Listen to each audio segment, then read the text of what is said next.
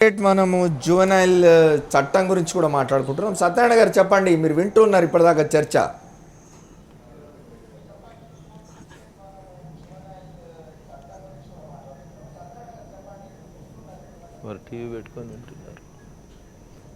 Prevention is better than cure. నేరాలు జరగకుండా అమలు చూసేటువంటి ప్రభుత్వ వ్యవస్థలు ఇన్స్టిట్యూషన్స్ కావాలండి. అంటే ఈ నేరం జరిగిపోయిన తర్వాత అతని జైలుకు పంపించి రిఫార్మ్స్ తెప్పిస్తాం, అతనికి ఎడ్యుకేషన్ ఇప్పిస్తాం అన్నది కాకుండా నేరాలు జరగకుండా ఉండేటువంటి ప్రభుత్వాలు ఇన్స్టిట్యూషన్స్ ఉండడం చాలా అవసరం దానికి. ఏమంటారు శ్రీనివాసరావు గారు, అసలు నేరాలే జరగకుండా చూసే పరిస్థితి ఉంటుందా? మళ్ళీ కొత్త యుగానికి వెళ్ళిపోవాలి మనం. కానీ నిజంగా ఎవరికైనా కోరిక నేర సమాజంలో బతకాలని ఎవరు కోరుకోడు కదా. ఒక్క పాయింట్, మనం సంస్కరణలు ఇవన్నీ చెబుతున్నాం కదా, అది ఎక్కడి నుంచి మొదలు కావాలంటే నా దగ్గర నుంచి మొదలైతే తర్వాత కుటుంబానికి వెళుతుంది, కుటుంబం దగ్గర నుంచి మొదలైతే సమాజానికి వెళుతుంది, సమాజం నుంచి అలా వెళుతుంది. ఇప్పుడైనా అది పైనుంచి మీరు చట్టాల ద్వారా వీటి ద్వారా ఏమీ సాధిస్తాం అనుకోవడం పొరపాటు. మొట్టమొదట నేర ప్రవృత్తి అసలు మనసులోకి రాకుండా చూడగలిగినటువంటి పరిస్థితులు, వాతావరణాన్ని క్రియేట్ జరగాలి. అవి ఎక్కడ ఉంటాయి? సమాజంలోనే ఉంటాయి. మనం చూసే సినిమాలో ఉంటాయి, మన టీవీ కార్యక్రమాల్లో ఉంటాయి, ఇంట్లో పెద్దవాళ్ళు చెప్పేది ఉంటాయి, చదువుల్లో ఉంటాయి. వాటన్నిటిలోంచి కనుక మీరు ఒక మంచి వాతావరణాన్ని క్రియేట్ చేయాలి. పిల్లలకు అందుబాటులో లేకుండా చేయండి అని చెప్పి ఉద్యమాలు నేను చెప్పి అక్కడే వస్తుంది. పిల్లలకు అందుబాటులో లేకుండా చేయటం కాదు, దాంట్లో మంచి కార్యక్రమాలు. ఇప్పుడు నేను చూసాను, ఇంత అద్భుతమైనటువంటి అమెరికన్ సమాజం, విచ్చలవిడి సమాజం అనుకుంటాం. అక్కడ పిల్లలకి మనం చూసే ఇక్కడ స్థాయిలో కూడా అక్కడ చూడలేరు పిల్లలు. ఇక్కడ మన పిల్లలు చూస్తున్నటువంటి కార్యక్రమాలు కనీసం అక్కడ పిల్లలు చూడలేదు. నేను అక్కడ ఉండి నేను చూసి వచ్చాను నేను. కాబట్టి ఏంటంటే ఇక్కడ పరిస్థితులు మనం మొత్తం సెటప్లు మార్చుకోవాలి. తర్వాత ఇంకా ఒక మాట చెప్పాను, అది మధ్యలో అయిపోయింది. వీళ్ళు వస్తారు, మూడేళ్ల తర్వాత బయటకు వస్తాడు. బయటకు వచ్చిన తర్వాత ఈ రాష్ట్రం నుంచి ఇంకో రాష్ట్రానికి పోతాడు. వీళ్ళని ట్రాక్ చేయగలిగిన సిస్టము అనేక కంట్రీస్లో పెట్టుకున్నారు. అంటే నేరంలో ఒక పెట్టుకుంటారు మనం మొత్తం అసలు నేర చట్టాలు. ఇక్కడ చేసిన వాడు ఇంకో రాష్ట్రానికి పోయి తప్పించుకుంటే అతనికి ఎవరో తెలియదు కదా, అతని బ్యాక్గ్రౌండ్ ఏంటో అక్కడ వాళ్ళకి తెలియదు. ఇతను పలానా వాడు వాడికి అక్కడ కంప్యూటర్లో పోయి పెడితే లేదు కదా, వాళ్ళ స్కూళ్ళల్లో కూడా తెలుస్తుందన్నమాట, పలానా వాడు నేరం చేసి ఇక్కడికి వచ్చాడు. ఇలాంటి సిస్టమ్ ఏమి డెవలప్ చేసుకోకుండా ఇంత విశాలమైనటువంటి భారతదేశంలో మనం రాత్రి అన్ని జరిగిపోవాలని ఆశించడం కూడా ఒకటి. ఇప్పటి వరకు మనం పిల్లలు చేస్తున్న అబ్యూస్ గురించి మాట్లాడుతున్నాం, వాళ్ళ సెక్చువల్. వాళ్ళ మీద మన నేషనల్ హెల్త్ శాంపిల్ సర్వే వాళ్ళు, ఫ్యామిలీ శాంపిల్ సర్వే వాళ్ళు చేసిన దాంట్లో 51% of girls and 53% of boys are abused. అంటే ఇంతమంది అబ్యూజ్కి గురైన ఒక సమాజంలో వాళ్ళ బాల్యాన్ని కాపాడడానికి మనం ఎవరిని బాధ్యులుగా నిలబెట్టాం. వాళ్ళకి ప్రొటెక్షన్ ఇవ్వాలని మనం ఎవరూ అనుకోవట్లా. కానీ మీరు పెరిగిన తర్వాత మీరు ఎక్స్ట్రీమ్కి వెళ్ళి మీరు నేరాలు చేస్తున్నారు అంటున్నాం. ఎక్కడి నుంచి? బ్రోకెన్ ఫ్యామిలీస్ నుంచి, ఎకనామిక్గా వాళ్ళని చూడలేని పరిస్థితుల్లో రోడ్డు మీద వదిలేసే కుటుంబాల నుంచి, ఒక్క గదిలో లేకపోతే ఒక టార్పాలిన్ కిందో కాపురాలు చేసే కుటుంబాల్లో మీకు మాధ్యమాల అవసరం ఏముందండి? సెక్చువల్ యాక్ట్స్కి పిల్లలు ఎక్స్పోజ్ అవ్వడానికి from the childhood they see it. వాళ్ళ ముందు చూస్తారు ఇట్లాంటి విషయాలన్నీ. ఇవాళ మాధ్యమాలు వచ్చినాయి కాబట్టి చూస్తాం. ఇదంతా middle class illusions. We talk about 70% of people of this India. 70% మంది గురించి మాట్లాడండి. వాళ్ళు ఉంటుంది 1 room హౌసెస్లో. ఆ 1 room హౌసెస్లో do you think that they are not exposed to sexual acts? ఒకటి చెప్పండి దేవి గారు, ఇప్పుడు ఇదే ఎగ్జాంపుల్ తీసుకుందాం. నిర్భయ ఇన్సిడెంట్లో ఎవరైతే 3 ఏళ్ళు జైలు శిక్ష అనుభవించి వస్తున్నాడో పిల్లోడు, ఇతని బ్యాక్గ్రౌండ్ ఏమిటి అని ఏమన్నా న్యాయ వ్యవస్థ కానీ ప్రభుత్వాలు కానీ ఏమన్నా ఎంక్వైరీ చేసినాయి అంటారా? చేసినాయి, బయటకు వచ్చినాయండి. ఒకటి, he was wrongly reported of excesses. రెండో విషయం, అతను ఒక బ్రోకెన్ ఫ్యామిలీ నుంచి వచ్చాడు, ఒక ఆల్మోస్ట్ స్లావరీ నుంచి, ఒక రూరల్ ఫ్యామిలీ నుంచి పారిపోయి వచ్చాడు. వచ్చి ఇక్కడ అతని వెనకాల తల్లి సిబ్లింగ్స్ కూడా ఉన్నారు. వాళ్ళందరినీ ఒక అబ్యూజివ్ అట్మాస్ఫియర్ నుంచి పారిపోయి వచ్చాడు. వాళ్ళ తల్లికి కూడా తెలియదు ఇతను ఎక్కడున్నాడు అనేది. ఈ కేసులో బయటకు వచ్చే వరకు తెలియదు. ఆ ఇంటర్వ్యూస్ కూడా బయటకు వచ్చాయి. వచ్చిన తర్వాత he was working here and constantly he has been abused in the streets of Delhi and also by the driver and others. అది ఆ ఫ్యాక్ట్ని నేను అతను చేసిన పనికి ఇది నేను ఎక్స్క్యూజ్గా చెప్పట్లా. కొంతమంది ఇంత క్లిష్టమైన పరిస్థితుల్లో నుంచి కూడా they may rise above the situations. కానీ వీఆర్ ఆల్ హ్యూమన్ బీయింగ్స్ అండి, we are victims of the situations. కాబట్టి నేనేమంటున్నా అంటే ఈ కేసులో అతను తర్వాత సంస్కరించబడ్డు అంటే సంస్కరించడానికి ప్రభుత్వం వైపు నుంచి రఘునందన్ రావు గారికి ప్రత్యేక హక్కులు ఉన్నాయి, వాళ్ళ ప్రభుత్వం చేయొచ్చు ఆ పని. ఏమంటే అతన్ని సంస్కరించడానికో లేకపోతే అతని సంస్కరణ వచ్చిందో లేదో చూడటానికో ప్రత్యేకమైన ఏర్పాట్లు చేయండి. You can do that. It's not as if it is above your reach.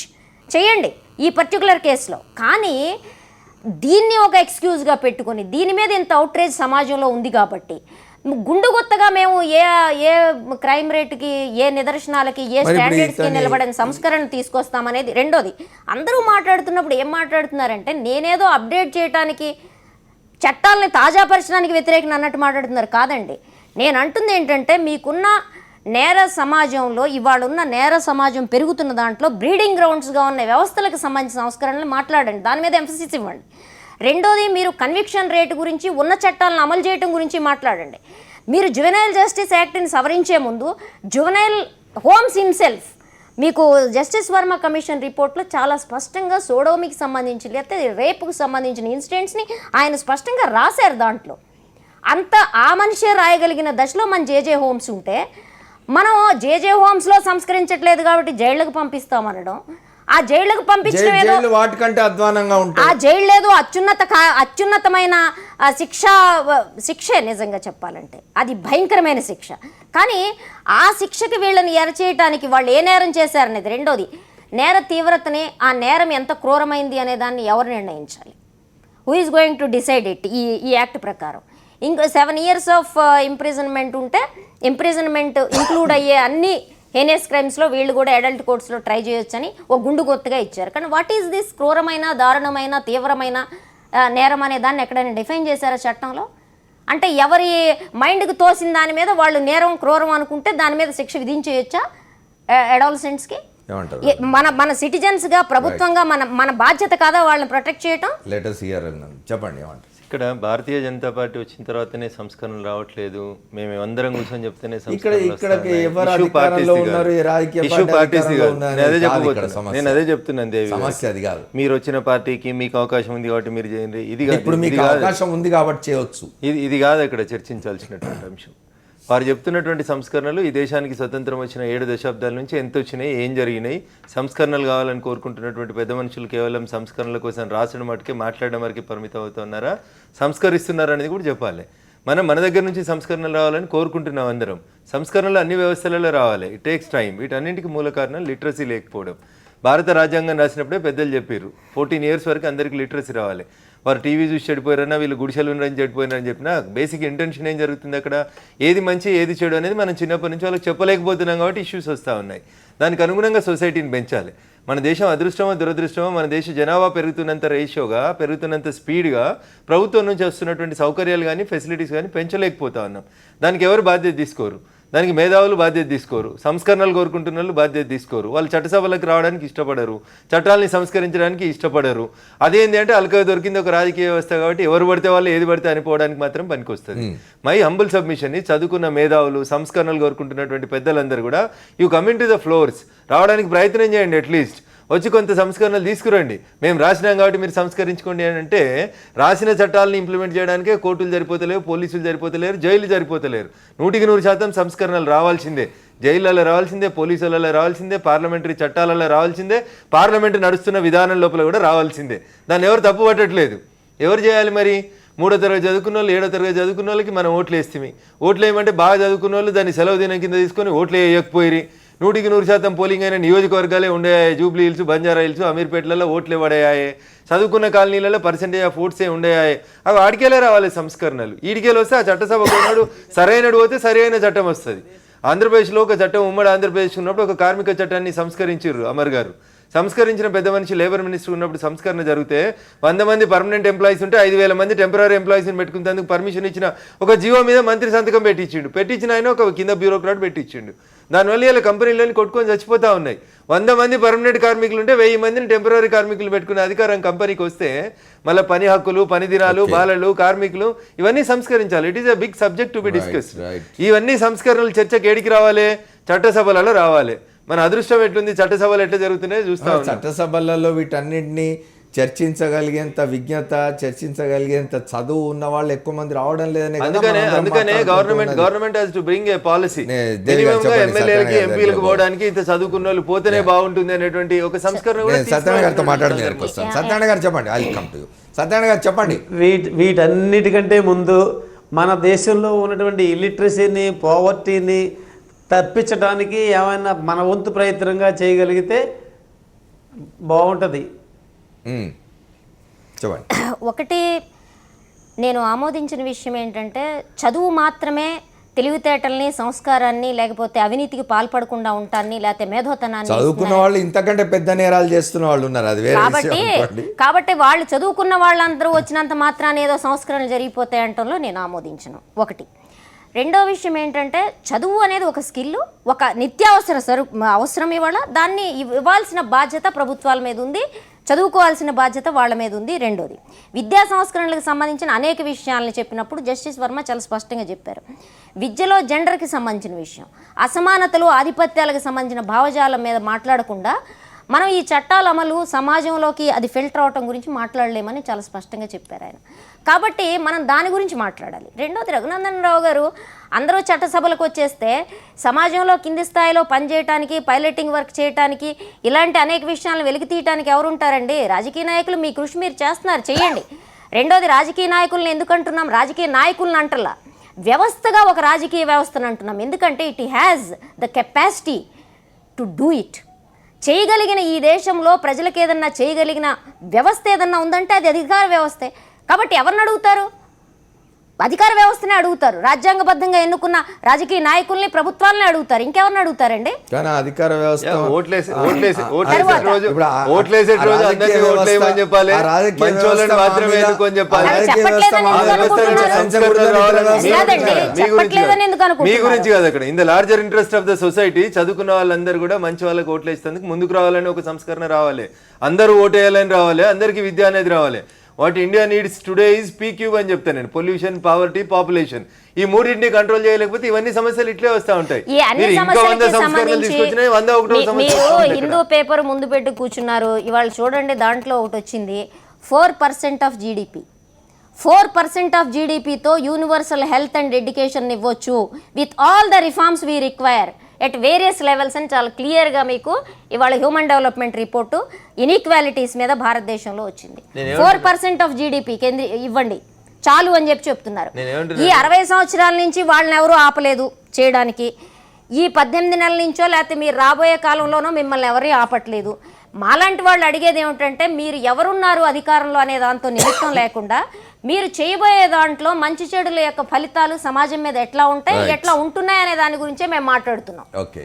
ఇప్పుడు నేను హిందూ పేపర్ ముందు పెట్టుకొని జీడిపి గురించి మాట్లాడినా, దేవి గారు ఆర్టికల్ చదువుతూ మాట్లాడినా ఇష్యూ అది కాదు. అక్కడ రావాల్సిన సంస్కరణలు అన్ని వ్యవస్థలలో రావాలనేది దేవి గారు అంగీకరిస్తారు, మీరు అంగీకరిస్తున్నారు, నేను కూడా అంగీకరిస్తున్నాను. సంస్కరణలు రావాల్సినవి చట్టసభలలో. ఆ చట్టసభలలో ఎవరు కూర్చోవాలంటే చదువుకున్న వాళ్ళు కూర్చోవాలనేది నా అభిప్రాయం. ఎందుకంటే కనీసం నీకు ఆ 4 లైన్లన్నా తెలుస్తాయి కాబట్టి, నువ్వు జీవో మీద సంతకం పెడుతున్నావు నీకు తెలుస్తుంది కాబట్టి నీకు కనీసం ఆ జీవోని అర్థం చేసుకునే పరిజ్ఞానం ఉండాలనేది నేను 100% వాదిస్తా ఈ విషయాన్ని. ఏలు ముద్రలు రావద్దా అంటే ఆయనకి ఏం తెలియదు కాబట్టి కింద ఉన్న బ్యూరోక్రాట్ ఏదో చెప్తున్నాడు, సంతకం పెట్టిస్తా ఉన్నాడు. ఇప్పుడే లైవ్ ఎగ్జాంపుల్ చెప్పిన నేను, 100 మంది పర్మనెంట్ వర్కర్లు ఉంటే 1000 మంది కాంట్రాక్ట్ వర్కర్ని ఎంగేజ్ చేసుకోవడానికి ఆంధ్రప్రదేశ్ ఉమ్మడి రాష్ట్రంగా ఒక గొప్ప కార్మిక మంత్రి పెట్టి, మరి అట్లా మిస్రిప్రజెంట్ చేస్తూ చట్టాలు వస్తున్నప్పుడు మనం దీనిలోకి వద్దాం. ఇప్పుడు కేంద్రం ఒక అఫిడవిట్ వేసింది అతన్ని విడుదల చేయొద్దని చెప్పి. ఏమిటి లేటెస్ట్ అంటే ఇప్పుడు ఈ యాక్ట్ రాజ్యసభ ముందు పెండింగ్ ఉంది. దీన్ని తీసుకొని వచ్చి రెట్రాస్పెక్టివ్ డేట్ తీసుకొద్దామా లేకపోతే చట్టం వచ్చిన తేదీ నుంచి తీసుకొద్దామా అనే విషయం లోపల కొంత చర్చ జరగాలి పార్లమెంట్ లోపల అని కోరుకుంటున్నాం. ఒక సంస్కరణలకు సంబంధించిన ఒక చట్టం రావాలన్నప్పుడు దేవి గారు లాగా వద్దనే వాళ్ళు ఉంటారు, నాలాగా కావాలనే వాళ్ళు ఉంటారు. అన్నింటి ఫలితమే చట్టసభ లోపల పాస్ అయ్యి ఒక బిల్లు రూపంలో వస్తుంది. లోక్సభ ఆల్రెడీ పాస్ చేసింది, రాజ్యసభ లోపల కావట్లేదు. కాంగ్రెస్ పార్టీ కనీసం ఇట్లాంటి విషయాలన్నా రాజకీయ కోణాలు పక్కన పెట్టి ఓ మహిళ మీ పార్టీకి అధ్యక్షురాలుగా ఉంది కాబట్టి, ఈ నిర్భయ చట్టం తీసుకొచ్చింది మీ హయాంలోనే తెచ్చినని గొప్పగా చెప్పుకుంటున్నారు కాబట్టి, దాంట్లో కొన్ని అడ్జస్ట్మెంట్స్, కొన్ని సంస్కరణలు, కొన్ని సవరణలు అవసరం ఉన్నప్పుడు అట్లీస్ట్ ఇట్లాంటి బిల్లుల విషయంలోనే మీ దగ్గర కూడా చాలా మంది పెద్ద పెద్ద వాళ్ళు, కపిల్ సిబాల్ లాంటి మేధావులు ఉన్నారు. ఎల్లుండి అతన్ని విడుదల చేయాల్సిన డేట్ వస్తుంది కదా, ఏం జరుగుతుంది? దానికి రకరకాలైనటువంటి రీజన్స్ చూపిస్తూ బయటకు వస్తే ఆయనకు ఉన్నటువంటి ఇబ్బందులను చూపిస్తూ ఇంటెలిజెన్స్ తోటి ఒక నివేదిక ఇప్పించేసి court can stay his release sir. ఇప్పుడు విషయం కోర్టు పరిధిలో ఉంది, court has to stay his release, కోర్టే చేయాలి. దానికి కారణాలు చూపెట్టాల్సినటువంటి బాధ్యత ప్రభుత్వం మీద, పోలీస్ మీద ఉంటుంది. ఈయన బయటకు వస్తే ఈయన ప్రాణానికి హాని ఉంది, లేదా ఈయనను పలానా సంఘాలు లేదా గొడవలు చేస్తాయి, కాబట్టి ఈ విషయం లోపల కొంత ఆలోచిద్దాం, ఇట్ టేక్స్ సమ్ టైం అని చెప్పి కేంద్రం ఒక అఫిడవిట్ ఇచ్చి కోర్టు ద్వారా చేయించాల్సింది. ఏది జరిగినా కోర్టు ద్వారా జరగాల్సిందే. ఇప్పుడు దానికోసం ఏం ప్రత్యేకంగా జీవో రాదు, అతను ఆపడానికి ఏమి ఉండదు. So finally if you have anything to say. ఒకటండి, మనం మొదలుపెట్టినప్పుడే చెప్తున్నాం, ఇది మిగతా రేప్ కేసులు లాంటిది కాదు. ఇది దీనికి ఒక స్పెషాలిటీ, ఒక వ్యవహారం, ఆ జరిగిన అకృత్యం ఆ రోజు 3 ఏళ్ల క్రితం ఇప్పటిదాకా కడుపులో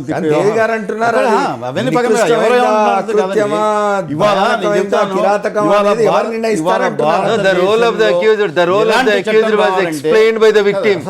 The role of this accused was explained by the victim. ఎప్పుడు ఇదే సమస్య వస్తుంది, ఆ సెంటెన్స్ కామా దగ్గర అయిపోతుంది. భారతదేశంలో ఎలాంటి ఆడపిల్ల మీద చెయ్యి వేస్తే కుదరదు అనే భయం కలిగించే చట్టం రావాలి. ఇవాళ మనం ఊరికి అట్లా తేలిక తీసుకోకూడదు. చట్టం రావాలంటే చట్టం కాదు, ఎన్నో చెప్పాను, ఎవరు చట్టం కాదు, చట్టాన్ని గౌరవించే పరిస్థితి రావాలి. చట్టాన్ని భయం కాదు, చట్టాన్ని గౌరవించే పరిస్థితి రావాలి. అలా కాదు, ఎక్కడ ఎప్పుడు కూడా ఒక సెంటెన్స్ అన్న కంప్లీట్ కాకుండా అడ్డం పడుతుంటే ఏమవుతుంది? చట్టాన్ని నేను మొదటనే అన్నీ చెప్పినా మళ్ళీ రిపీట్ చేస్తున్నాను. ఎందుకంటే చట్టాన్ని భయపడేసేది కాదు, చట్టాన్ని గౌరవించే ఒక వాతావరణాన్ని మనం క్రియేట్ చేసుకోవాలి. చట్టం ఇప్పుడు ఏంటంటే, లేకపోతే ఎవరు ఇష్టం వచ్చినట్టు వాళ్ళు ఇవ్వాలని, నిజంగా 3 ఏళ్ల క్రితం జరిగిన సంఘటన ఒక జనం తిరగబడి ఒక చట్టాన్ని తెచ్చేంత పరిస్థితి వచ్చిందంటే అది గొప్ప విజయం, మన ప్రజాస్వామ్య విజయం కింద చెప్పుకోవాలి.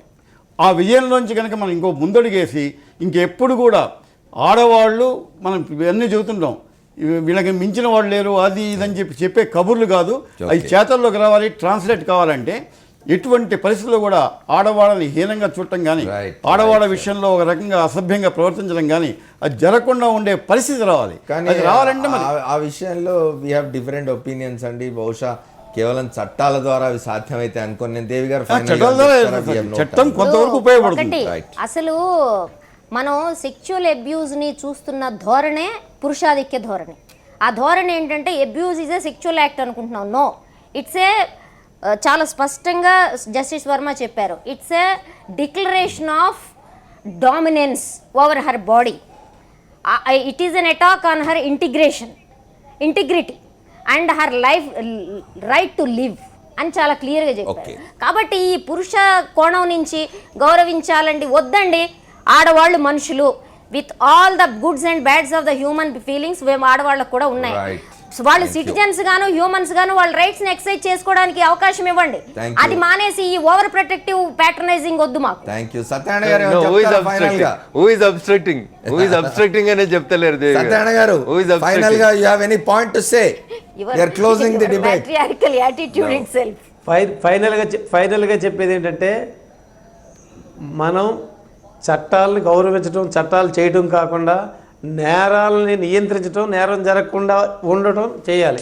రైట్. థ్యాంక్ యూ శ్రీనివాసరావు గారు, దేవి గారు, అట్లాగే రఘునందన్ గారు, మన సత్యనారాయణ గారికి కూడా కృతజ్ఞతలు. ఇవాళ నిర్భయ చట్టం, నిర్భయ సంఘటన జరిగి 3 ఏళ్ళైంది. ఆ తర్వాత 2013లో చట్టం వచ్చింది. ఆ చట్టం ప్రకారం నేరస్తుడికి శిక్ష పడింది. ఆ నేరస్తుడు విడుదల కాబోతున్నాడు. అయితే నేరస్తుని విడుదల చేయాలా వద్దా అనే దాని మీద భిన్నాభిప్రాయాలు ఉన్నవి. దీని మీద కేంద్ర ప్రభుత్వం కూడా కోర్టుకు అఫిడవిట్ దాఖలు చేసింది. దాని మీద కోర్టులు ఏం చెప్తాయో చూడాలి. ఇది వాళ్ళ 4th ఎస్టేట్. రేపటి 4th ఎస్టేట్లో మళ్ళీ కలుద్దాం. State into Sakshi. This is Amar signing off.